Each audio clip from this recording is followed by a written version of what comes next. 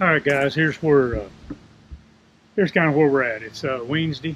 Uh, if you saw the video I uploaded last night, you know that yesterday, when I got up, my plans were yesterday that Forrest and I were going to take off the dump trailer, dump that, come back, and do some work on that building.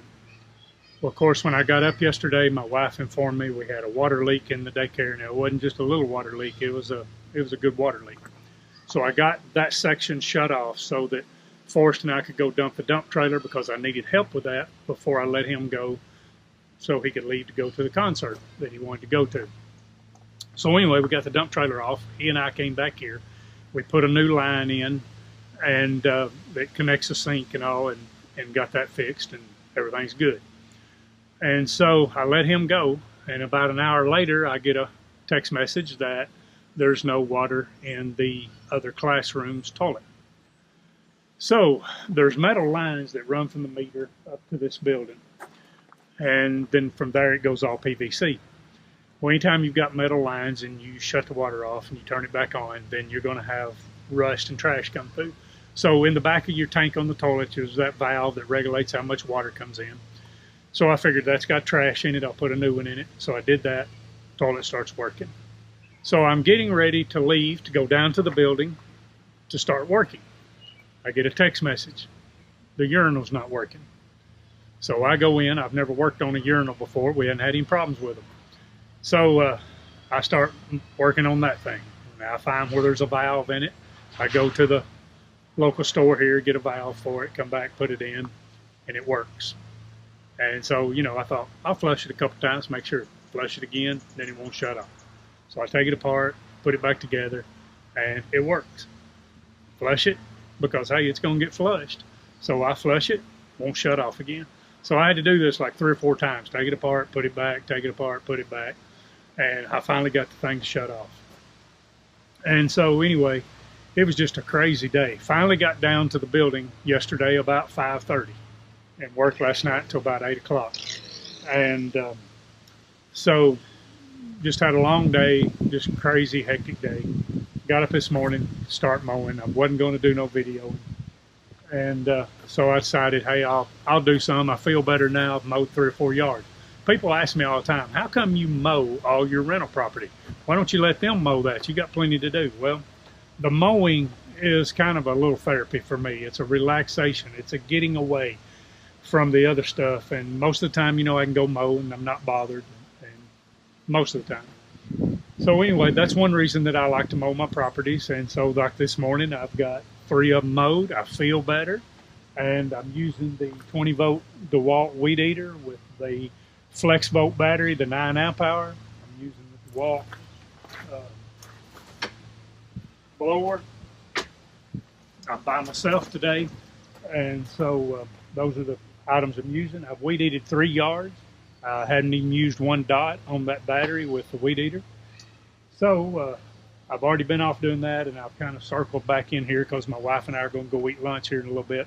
So I just kind of circled back this way to be here so she and I can go eat lunch. But I've already started mowing my yard a little bit. I'm going to set the camera out there, and I'll video a little bit of mowing my yard. It's pretty growed up. From the video I uploaded last night, we went to Florida, left last Wednesday and went to Florida. Of course, my lawn's got fertilized on it, so we had some rain last week, growing like crazy. It's overgrown.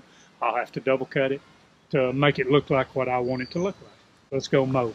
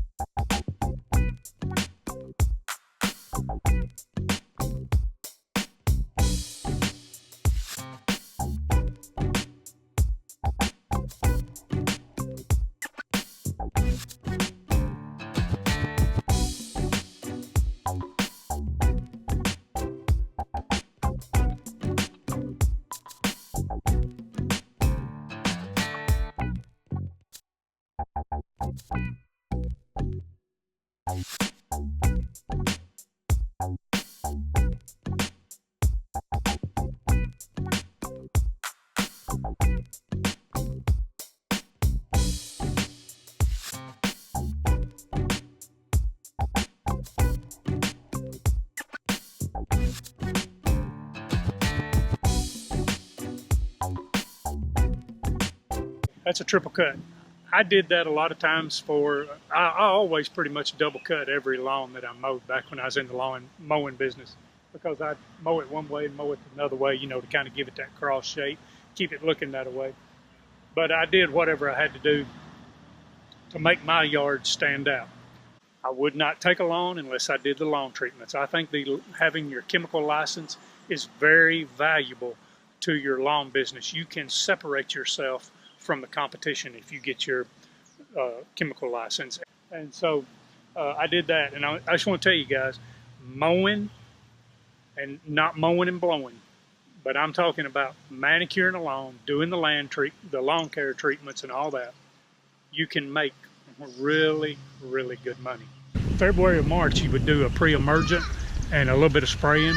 Hey girl, come here. Let me talk on this camera, okay? You just listen. You would do a February, March, you would do a pre-emergent and spray. Come back in April and I'd do a broadleaf spray. I'd do kind of a, you know, touch-up pattern spray, just in places I need it. Come back in May, do another pre-emergent and do another broadleaf weed spray where it needs it. And then I'd come back in June and do a application insecticide for mosquitoes and things like that. And then I would come back in September, I'd do an application of fertilize, get it ready for overseeding, because I overseeded pretty much every year, all the lawns. The people just let me do whatever I wanted to with shrubs, whatever. And so I did an overseeding then, and then I came back in November and did a winterizing. And guys, I'm telling you, if you're not doing that, you're missing the boat, because there is a lot of money on the table right there. I gotta go. I got a girl right here that is dying to see me. Oh, check them sunglasses out.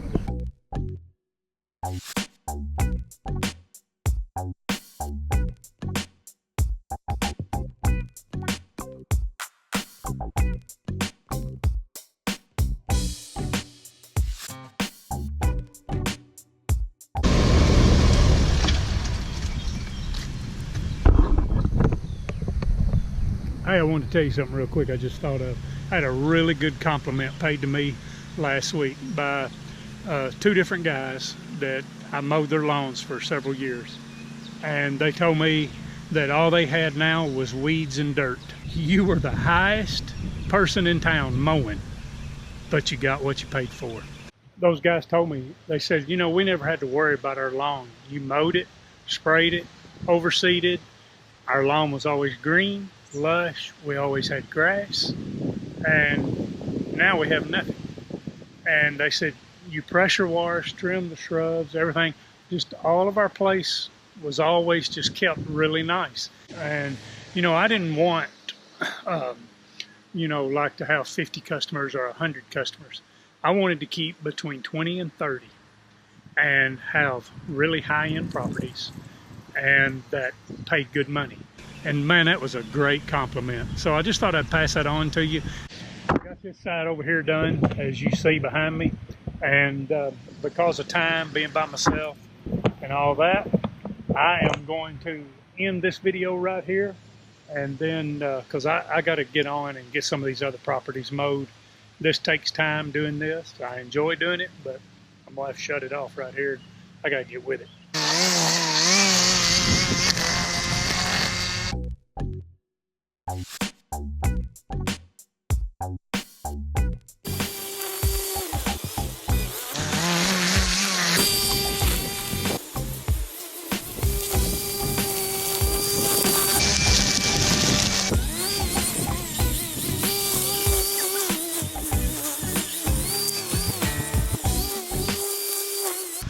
I like to weed eat the same height that I mow.